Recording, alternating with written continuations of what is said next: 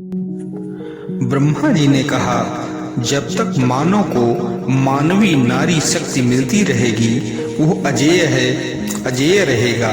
हम उसके लिए कुछ नहीं कर सकते। देव दानव चले आए, पर वो ये रहस्य जान गए कि मनुष्य को कैसे परास्त किया जा सकता है। इसके बाद जब भी कभी मनुष्य से लड़ने का अवसर मिला, उन्होंने सर्वप्रथम नारी शक्ति का हनन किया। तब मनुष्य निःशक्त होता गया और देव तथा दानव प्रबल होते गए। एक बार ऐसा ही एक प्रसंग भगवान राम के समक्ष आया था।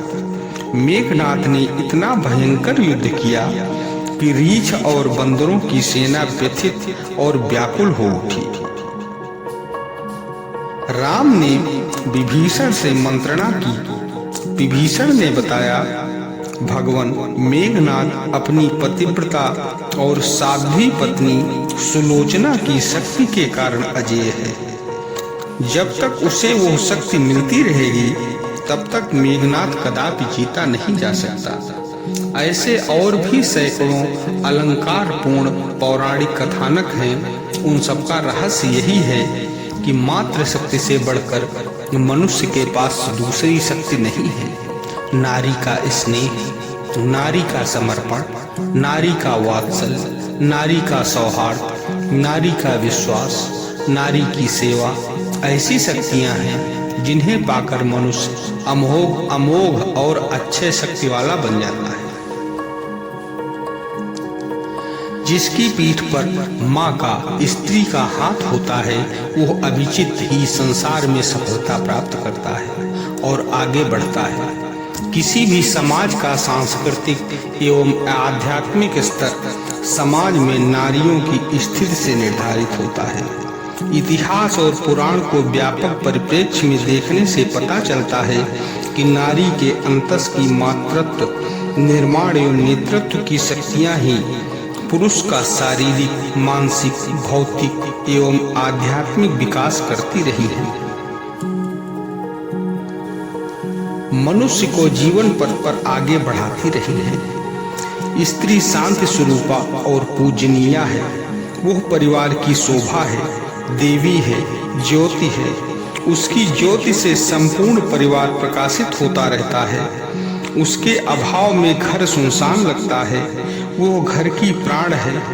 प्राण मात्र के दुख दर्द को समझने, स्वार्थ को परमार्थ में ढालने की विराट चिंतन वृत्ति पुरुष को नारी ने ही दी है। सामाजिक संगठन समुन्नति की प्रेरक भी वही है। राष्ट्र का यश, सौभाग्य और लक्ष्मी भी वही है। जिस देश और जाति में नारी का पूज्य स्थान होता है, वही देश और जातियां गौरव प्राप्त करती हैं, सिर ऊंचा उठाकर स्वाभिमान के साथ अमर रहती हैं।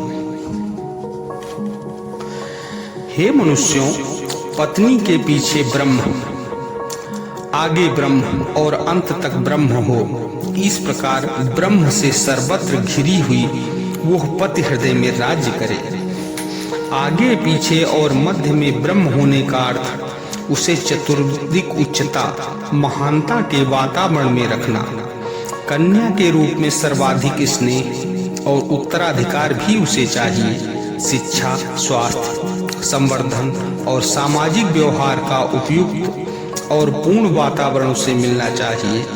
मध्य अर्थात जब वो पति गृह में आवासिनी बने, तब वो घर की साम्राज्ञी रानी सत्तारूढ़ बनकर रहे। घर की संपूर्ण स्थिति का संचालन उसकी आज्ञा से हो।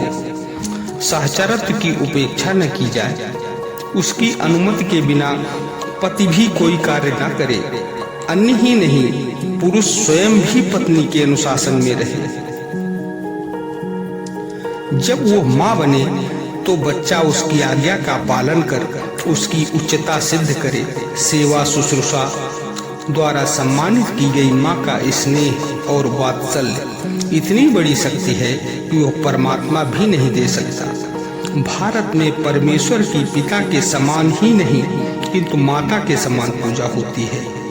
माता का शब्द यहाँ सबसे प्यारा, सबसे समीप का संबंध माना गया है।